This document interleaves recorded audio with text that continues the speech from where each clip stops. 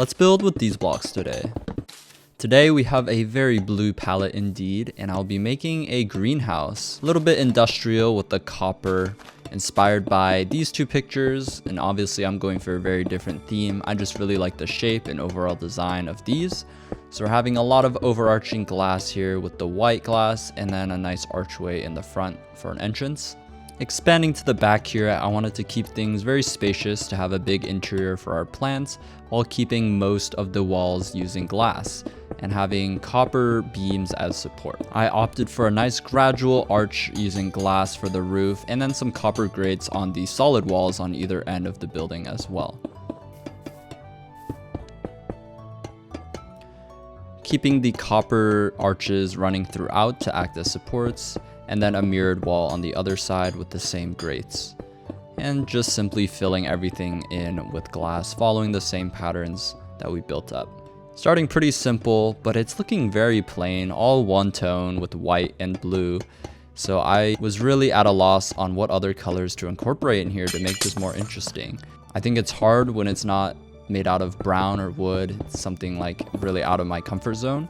So I think this is a great exercise in using completely new blocks that I usually don't build with. And speaking of completely new blocks, I opted for end stone bricks for some reason, which I guess matched the tone. Is like a complementary color to blue, but it was definitely very bright. Added a sandstone trim to kind of match that. So with the addition of that little tower in the middle, that finishes off all our empty space.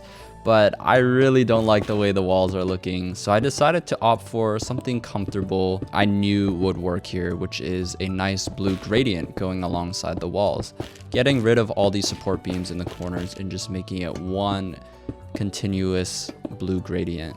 Needed to texture up the trim on the roof as well to match what we have going on.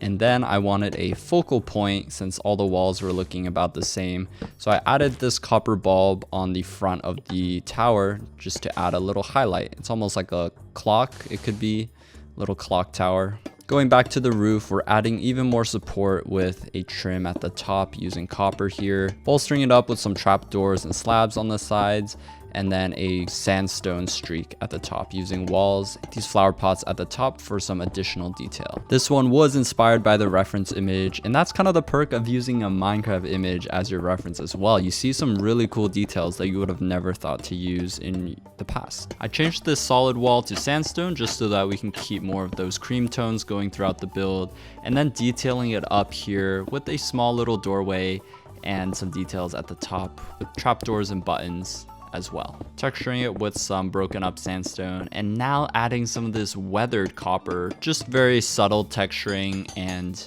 adding that little bit of age to the build. Keeping that same trim of slabs and trapdoors along the rest of the glass to add that bit of support. And then going to the opposite wall here, we're pretty much doing the exact same thing as the other side, which now gives me the time to ask you all, what is the wackiest block palette you have all built with? Because this was definitely out of my comfort zone.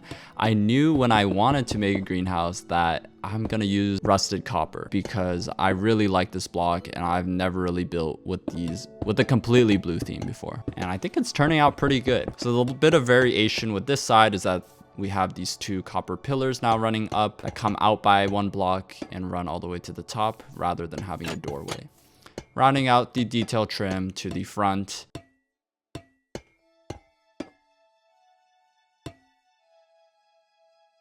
A little gate, and now adding the finishing touches, an overgrown leafy vibe with these azalea leaves all the way around. Now, I really couldn't stand these endstone bricks, so swapping it out for something a little less bright and saturated with the birch planks there, looking much better. I don't know how to make endstone bricks work. Who builds with those? I tried, guys, I did. But yeah, overgrown all around here, really tying things together, adding the finishing touches with the buttons there, some pots around the outside, giving it that messy gardener's vibe. And yes, I'm doing the interior, you guys, starting off with a path kind of leading into the inside, mix of dirt and mud, gravel, and on the very inside, all mud for like a little bit more of a smoothed out flooring. For the first section of the greenhouse, we're doing grown crops on either side here, carrots and beetroot. Those are kind of my go-to for some reason. I did that with the Hobbit house too. They're just nice and colorful. Adding these trellises to the top of the roof, I don't know if that's the right word, but these wooden hangers that I can essentially put potted plants on, and having chains to hang them down with. Varying the height and placements of all of these, and then having a nice variety of little potted plants and flowers all throughout this right side.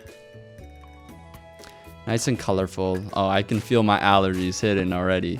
But on this left side, I wanted to make a nice tree that's pretty big, filling up most of the space in the greenhouse, but still it's confined to the glass walls there. That's pretty nice. And then a nice little wooden countertop, and adding these little exotic plants that I've never really had a chance to build with yet, the pitchers. And then a small little tree there, using the new leaf litter blocks to show some of the dead leaves falling from the trees, and more little pots all throughout, adding a more messy vibe. Have to add some too tall flowers in here, probably my favorite in Minecraft. Some hanging roots, glow lichen, give it more of that aged and overgrown vibe. Fertilizer barrel there, opting for soul soil in the end. And to top it all off, a nice storage shelf. And that brings us to the end of day 11 of my build a day challenge.